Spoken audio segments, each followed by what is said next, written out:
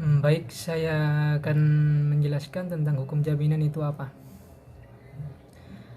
Hukum jaminan itu adalah sesuatu yang diberikan kepada kreditur untuk menimbulkan keyakinan bahwa debitur akan memenuhi kebutuhan yang dapat dinilai dengan uang yang timbul dari suatu perikatan. Dalam suatu hukum jaminan yang mempunyai asas-asas, yaitu satu, asas publisitas, yaitu bahwa semua hak, baik hak tanggungan fidusia, harus didaftarkan. Yang kedua, asas spesialitas, yaitu hak tanggungan hak fidusia hanya dapat dibebankan atas tanah atau barang-barang yang sudah terdaftar atas nama orang tertentu. Yang ketiga, asas tak dapat dibagi-bagi, yaitu dapat dibaginya hutang tidak mengakibatkan dapat dibaginya hak tanggungan, hak fidusia, hak gadai walaupun telah dibayarkan sebagian. Yang keempat, hak invested sterling, yaitu barang jaminan atau gadai, harus berada pada penerima gadai. Yang kelima, ada asas horizontal, yaitu bangunan dan tanah bukan merupakan satu kesatuan. Di hukum jaminan, jaminan tersebut dibagi menjadi dua bagian, yaitu jaminan umum. Jaminan umum adalah jaminan dari pihak debitur yang terjadi atau timbul dari undang-undang, yaitu bahwa setiap barang bergerak memiliki milik debitur menjadi tanggungan utangnya pada kreditur. Yang kedua yaitu jaminan khusus. Setiap jaminan yang bersifat kontraktual, yaitu yang terbit dari perjanjian tertentu, baik yang khusus ditujukan terhadap benda tertentu maupun orang tertentu. Dan jaminan khusus itu dibagi menjadi dua bagian, yaitu jaminan kebendaan, termasuk jaminan benda bergerak dan tidak bergerak. Dan yang kedua yaitu jaminan perorangan. Ada sifat gadai dibagi menjadi dua, yaitu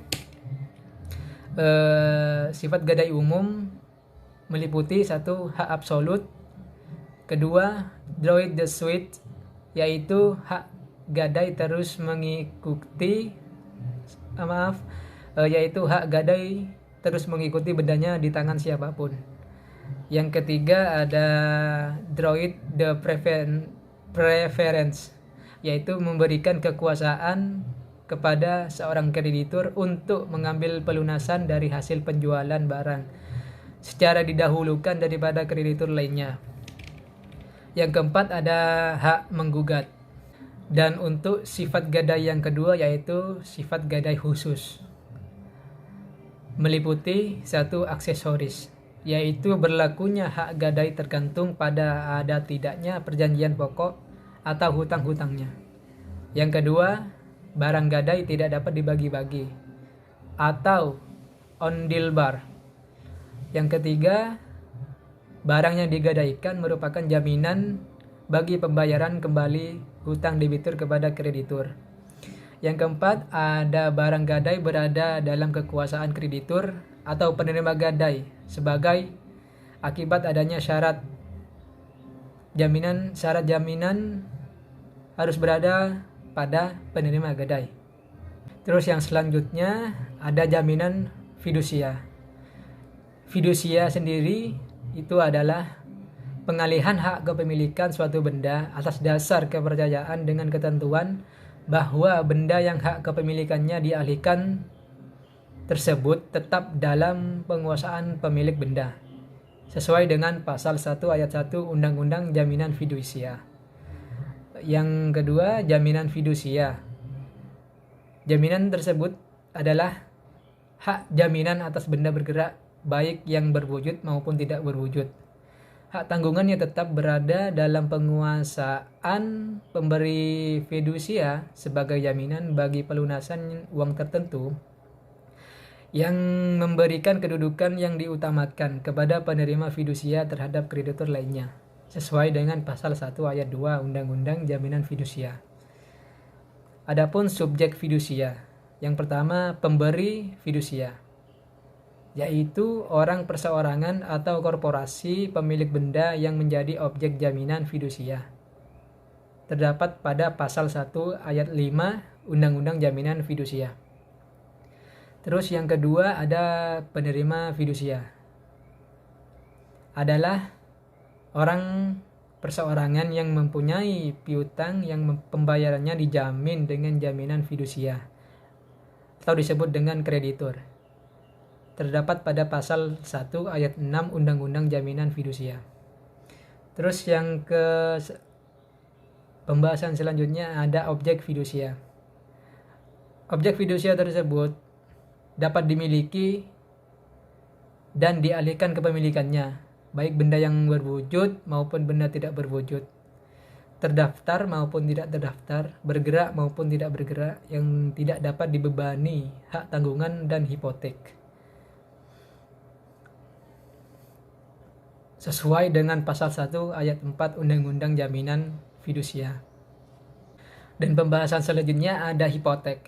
Hipotek tersebut adalah suatu hak kebendaan atas benda-benda tidak bergerak untuk mengambil penggantian daripadanya bagi pelunasan suatu perikatan. Adapun asas-asas hipotek. Yang pertama ada publisitas. Harus didaftarkan dalam register umum agar masyarakat khususnya pihak ketiga dapat mengetahuinya. Terus yang kedua ada asas spesialitas. Benda-benda yang dijaminkan termasuk bendanya apa, letaknya di mana, luasnya berapa, dan berbatasan dengan apa saja, itu ditunjuk secara khusus.